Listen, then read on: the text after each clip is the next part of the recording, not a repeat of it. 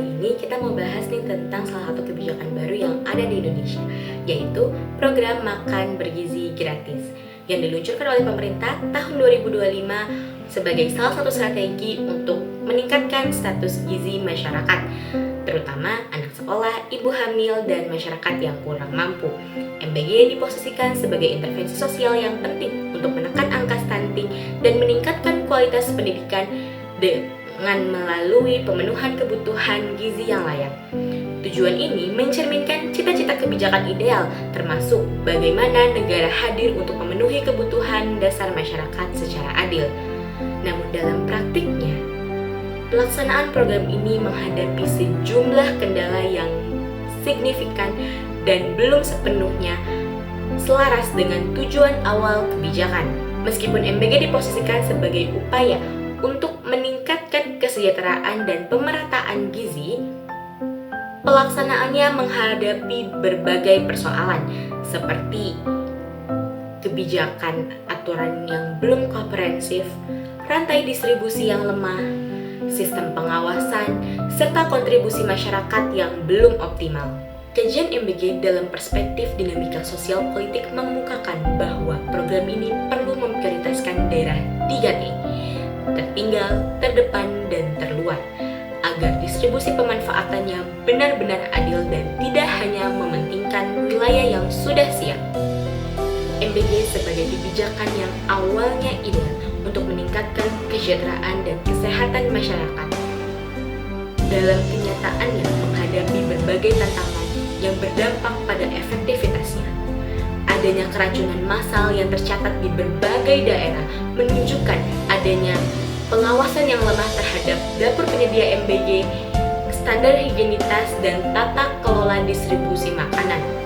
Bahkan, regulasi tata kelola kelembagaan program ini menghadapi persoalan internal seperti koordinasi antar lembaga yang lemah, keterbatasan anggaran, dan ketimpangan wilayah.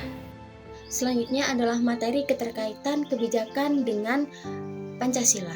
Jadi, program MBG secara normatif selaras dengan nilai Pancasila sila kedua, yaitu kemanusiaan yang adil dan beradab, melalui pemenuhan hak pangan yang layak, bergizi, dan juga higienis sebagai bagian dari martabat manusia. Kemudian MBG juga mencerminkan sila kelima, yaitu keadilan sosial bagi seluruh rakyat Indonesia, karena bertujuan menciptakan pemerataan kesejahteraan melalui akses gizi yang ada, terutama bagi masyarakat yang kurang mampu. Kemudian ada menurut John Rawls tentang teori keadilan, kebijakan publik tidak cukup hanya niat baik, tapi harus benar-benar bermanfaat bagi yang paling rentan. Selanjutnya ada pelaksanaan kebijakan MBG, yaitu ada 5 poin. Yang pertama, implementasi MBG masih jauh dari tujuan ideal. Yang kedua, kasus keracunan menunjukkan lemahnya standar higienitas dan pengawasan. Yang ketiga, ketimpangan wilayah dan keterbatasan sumber daya manusia gizi memengaruhi kualitas program. Yang keempat, pengalihan anggaran besar berpotensi mengurangi layanan pendidikan dan kesehatan. Dan yang terakhir, poin kelima, yaitu masih terdapat risiko keamanan program akibat lemahnya standar higienitas dan tata kelola. Selanjutnya, akar permasalahan implementasi makan bergizi gratis. Permasalahan dalam pelaksanaan program makan bergizi gratis MBG berakar pada kelemahan perancangan kebijakan dan struktur kelembagaan. Program yang dirancang secara nasional dan berskala besar ini belum sepenuhnya didukung oleh pemetaan kapasitas nyata di lapangan, seperti kesiapan sumber daya manusia, infrastruktur, dan institusi pelaksanaan. Akibatnya, terjadi kesenjangan antara tujuan kebijakan dan kemampuan sistem dalam pelaksanaannya. Struktur kelembagaan yang melibatkan banyak pihak lintas sektor juga menyebabkan koordinasi dan pengawasan mutu tidak berjalan optimal. Standar gizi, keamanan pangan, dan distribusi belum berada dalam suatu sistem pengendalian yang kuat, sehingga kualitas pelaksanaan sangat bergantung pada kapasitas masing-masing daerah. Selain itu, kebijakan yang bersifat seragam tanpa memperdulikan perbedaan kondisi wilayah memperlebar ketimpangan pelaksanaannya. Dampaknya terlihat dalam berbagai persoalan di lapangan seperti kurangnya tenaga ahli gizi, lemahnya pengawasan, kebersihan yang memicu kasus keracunan, ketidakmerataan pelaksanaan, serta pengelolaan anggaran yang bermasalah. Dengan demikian, berbagai kendala tersebut merupakan konsekuensi dari kelemahan kebijakan dan struktur kelembagaan sejak. Untuk usulan kebijakan yang pertama, yaitu yaitu kebijakan implementasi MBG secara bertahap dan berbasis kerentanaan daerah.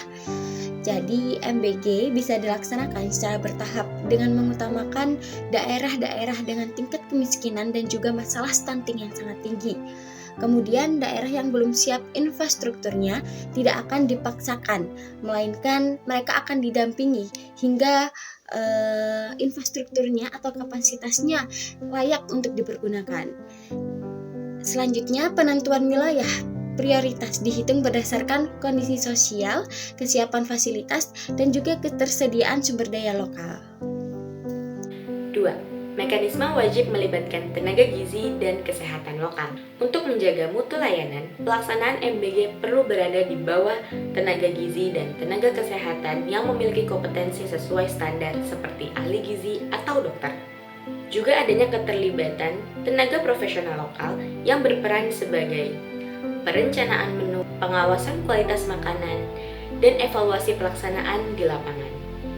Selanjutnya ada usulan kebijakan baru, poin ketiga, yaitu skema penganggaran MBG yang terpisah dan transparan. Pelaksanaan program MBG saat ini masih menunjukkan ketimpangan serius antara tujuan ideal dan realitas di lapangan.